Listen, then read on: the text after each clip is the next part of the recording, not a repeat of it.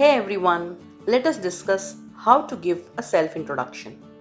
Now this video today is going to give you an idea on how to introduce yourself in formal as well as informal settings. अगर आप कोई job interview के लिए जा रहे हैं या फिर एक फॉर्मल सेटअप में अपना इंट्रोडक्शन देना चाहते हो, you can use these ideas. It is up to you whether to introduce yourself at length or you can just use one or two pointers from here to talk about yourself.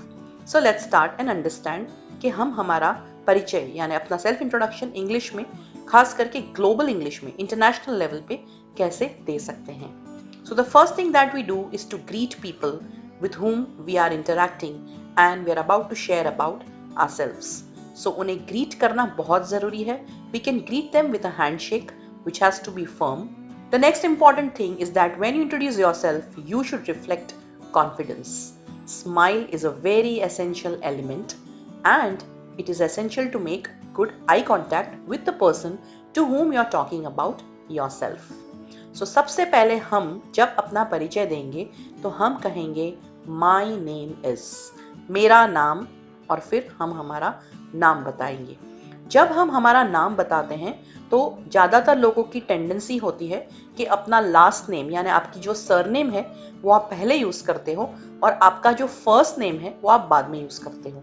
ऐसा नहीं करना चाहिए. हमारा जो पहला नाम है उसका इंट्रोडक्शन पहले और जो लास्ट नेम है, सरनेम है, वो बाद में. So for example, if my name is Swati Joshi, I should not say my name is Joshi Swati. I should say my name is Swati Joshi. Thereafter, for a formal introduction, you should try your best to avoid suffixes after your name. आपके नाम के बाद अगर आप कुमार, कुमारी, लाल, Ben, भाई, भैया ऐसे शब्दों का अगर इस्तेमाल करते हैं तो आपका जो इंट्रोडक्शन है वो साउंड करेगा लोकल लेवल पे. If you wish to talk about yourself at a global level, just say your name and last name and avoid these suffixes यानी नाम के पीछे ये सब चीज़ें हमें नहीं लगानी चाहिए. अगर आप प्रीफिक्स यूज़ करना चाहते हो तो ज़रूर कीजिए, लेकिन वही प्रीफिक्स यूज़ करना है जिससे आप अपने आप को एड्रेस करवाना चाहते हो. अगर आप अपने आप को कहोगे स्वाति जोशी तो पॉसिबल है कि लोग आपको स्वाति जोशी के नाम से बुलाएं. अगर आप अपने बारे में कहोगे I am doctor Swati Joshi तो डेफिनेटली लोग आपको डॉक्टर जोशी या फिर डॉक्टर स्वाति जोशी कह के बुला सकते हैं. सो आप जो भी चाहते हो कि लोग आपको कैसे बुलाएं, किस नाम से संबोधित करें, उसी तरह से आपको आपका परिचय देना जरूरी है. Some common prefixes that are used are mister, miss, miss. So what's the difference between MS and MISS? The word MS as a prefix तब इस्तेमाल होता है जब हम कोई लेडी को संबोधित करते हैं. ये मिस पढ़ के पता नहीं चलता कि जो लेडी है वो सिंगल है या मैरिड है. Miss MISS which lets the other person know that ये व्यक्ति मैरिड नहीं है. Doctor, professor. Now there are these two words Mrs and ER. मैंने देखा है बहुत बार हम अपना introduction Mrs so and so करके करते हैं. ये थोड़ा सा आउटडेटेड हो चुका है. आपको मिसेस बोलने की जरूरत नहीं है. आप सेकंड वाला जो प्रीफिक्स है MS, मिस, उसी को यूज कर सकते हो and there is no need to let the other person know what is your marital status. ER बहुत लोग यूज करते हैं जो लोग खास करके इंजीनियर होते हैं, लेकिन इंग्लिश में ER जैसा कोई प्रीफिक्स नहीं है. It is better to say my name is Mr. So and so or Miss So and so and I am an engineer. So apart from my name is, आप कह सकते हो I am. So you can say I am Dr. Swati Joshi और जो भी आपका नाम है. Friends, अगर आप मेरे चैनल पे पहली बार आए हैं, please consider subscribing and also hit the bell icon ताकि जब ऐसे इंफॉर्मेटिव वीडियोस पोस्ट होते रहे तो आपको उसकी नोटिफिकेशन मिलती रहे. You can also say this is and अपना नाम आप बोल सकते हो. Do not say myself. I have seen lot of people when they introduce themselves, they say myself और फिर अपना नाम बोलते हैं. ये गलत अंग्रेजी है, लेकिन क्योंकि ज़्यादातर लोग ऐसा करते हैं, हमें लगता है ऐसा सही है. जब भी आप अपने आप को पकड़े कि आप आपका इंट्रोडक्शन myself से शुरू कर रहे हैं, अपने आप को पिंच कीजिए और बताइए ये गलत तरीका है और हमने आगे जो तरीके देखे अपना सेल्फ इंट्रोडक्शन देने के लिए उसी को फॉलो कीजिए. अपना नाम बता देने के बाद आप बताओगे आपका डेजिग्नेशन क्या है, आपका होद्दा क्या है, आप क्या करते हैं. So you could say I am a or I am an, and I have written some options over here. So you could say I am a teacher, an accountant, a doctor, a nurse, a lawyer, student of, for example, biology, student of commerce, student of journalism, whatever that you are studying. I am a homemaker or I am an entrepreneur. So इसके अलावा अगर आपका कोई भी और designation है तो आप यहाँ पे बोल सकते हैं. ये सिर्फ कुछ एग्जाम्पल्स है. अगर आप चाहते हो कि कोई डेजिग्नेशन आपके बारे में आप नहीं बता पा रहे हो, आप इसे कमेंट बॉक्स में लिख सकते हैं. I can answer you that what can you say when you are introducing about your designation. Going ahead, once you have mentioned your designation, आपने बोला I am a teacher, तो आप कहाँ पे काम करते हो? I work with, शायद वो कोई स्कूल का नाम है. आपने कहा I am an accountant, तो कौन सी ऑफिस में आप काम करते हो, उस संस्था का, उस इंस्टीट्यूशन का नाम बताना जरूरी है. So you can say the name of your organisation या फिर institution, and later you can say I have so many years of experience in this field. It is my advice that अगर आपका अनुभव 4-5 years से ज़्यादा है तभी आप आपके अनुभव के बारे में बात कीजिए, नहीं तो वो नेगेटिवली लिया जाएगा. यानी अगर आप कहते हो I have 2 years of experience in this field, तो ऐसा लगेगा कि आपको बहुत कम अनुभव है. सो अगर आपको 5 years से ज़्यादा अनुभव है तो ही अनुभव के बारे में बात करनी चाहिए.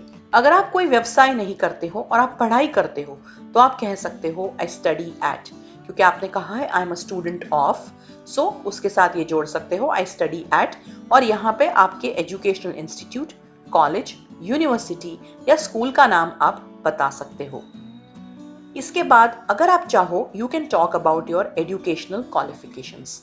नाउ लेट अस से शायद आप जॉब इंटरव्यू के लिए गए हो तो यहाँ पे अपने एजुकेशनल क्वालिफिकेशंस बताना ज़रूरी है. लेकिन अगर आप कोई मीटिंग में गए हो तो यहाँ पे इसको आप ओमिट कर सकते हो, यानी ये अगर आप नहीं बताओगे तो चलेगा. अगर आपसे कोई पूछता है what is your educational qualification तो आप ज़रूर इसके बारे में बता सकते हैं. कोई सोशल फंक्शन है, कोई पार्टी है, वहाँ पे भी अपने परिचय में एजुकेशनल क्वालिफिकेशंस बताना सही नहीं है. सो ये सिर्फ फॉर्मल इंट्रोडक्शंस में इंक्लूड किया जाता है, and especially when you're going for a business meeting you can try and avoid it, but for a job interview or for a competitive entrance exam you should talk about this. So you can say this as optional. Talk about the last degree first. आपने bachelors किया और फिर masters किया तो पहले आप masters के बारे में बात करेंगे, और अगर मास्टर्स और बैचलर्स डिग्री सेम है then no need to talk about your bachelors. So आपकी जो लास्ट डिग्री है उसके बारे में आपको सबसे पहले बात करना है. अपना एजुकेशनल क्वालिफिकेशन स्कूल से शुरू नहीं करना है. I have a masters in, I have completed my graduation in, जो भी आपका विषय है. अगर आप पढ़ाई अभी सिर्फ कर रहे हो तो आप कह सकते हो I am pursuing my diploma in, या फिर I am doing my diploma in mechanical engineering, और जो भी आपका विषय है. आई एम स्टडिंग आर्ट्स और I am studying law. Next you can talk about is आप कहाँ से हो. You can say I am from और फिर आपके नेटिव प्लेस के बारे में आप बात कर सकते हो. And you can also say I belong to, और यहाँ पे आपके नेटिव प्लेस के बारे में आप बोल सकते हो. आई लिव इन, कहाँ पे आप रहते हो, कौन सी लोकेलिटी में आप रहते हो, कौन से एरिया में आप रहते हो, यहाँ पे आप उसके बारे में बोल सकते हो. आई लाइक टू, सो आपको क्या करना पसंद है ये आएगा नेक्स्ट आपके परिचय में. सो you can say I like to swim, I like to run, eat, cook, travel, read, watch movies, play cricket and challenge myself. याद रहे जब भी हम इंग्लिश में टू बोलते हैं, आई लाइक टू या फिर आई वॉन्ट टू, टू के बहुत सारे मीनिंग्स है, लेकिन यहाँ पे हम टू के साथ सिर्फ और सिर्फ रूट वर्ब को ऐड करेंगे. सो ऐसा बोलना है I like to swim, I like to eat, लेकिन I like to swimming, I like to eating, I like to travelling ऐसा नहीं बोलना है, क्योंकि टू के साथ कभी भी वर्ब का आईएनजी का फॉर्म नहीं आएगा, सिर्फ उसका प्योर फॉर्म आएगा. You can also say my hobbies are or my interests are, and then you can add the ing because we have to connect it with are. So my hobbies are dancing, reading, traveling, playing football, making reels, learning new things, and exploring new food varieties. These are just some examples. आपकी जो भी hobbies है, आपके जो भी interest है, उसके बारे में आप यहाँ पे बोल सकते हो. अगर आप इससे रिलेटेड कुछ मुझे पूछना चाहते हो तो इसे कमेंट बॉक्स में आप लिख सकते हो. I am. सो ये थोड़ी सी एक्स्ट्रा इंफॉर्मेशन है. अपने साथ कोई एडजेक्टिव को, कोई विशेषण को जोड़ सकते हो और कह सकते हो I am an honest man or I'm an honest woman. I am a fitness freak, a tracker, a self-motivated individual, a good planner, a meticulous human being, a peace-loving person, a far-sighted person यानी दूरंदेशी, meticulous यानी organized, a foodie जो खाने का बहुत पसंद करता है. So finally आप कह सकते हो I love myself. मैं अपने आप को बहुत प्यार करता हूँ और सच में अपने आप को प्यार करना चाहिए. And I am proud of myself. मुझे अपने आप पे गर्व है. So thank you very much. आपके इंट्रोडक्शन के बाद भी थैंक यू कहना ना भूलिए. And please subscribe to my channel if you are new to this channel. Don't forget to hit the bell icon. Also follow my Instagram page which is with the name Best IELTS and English Academy. Thank you and all the best.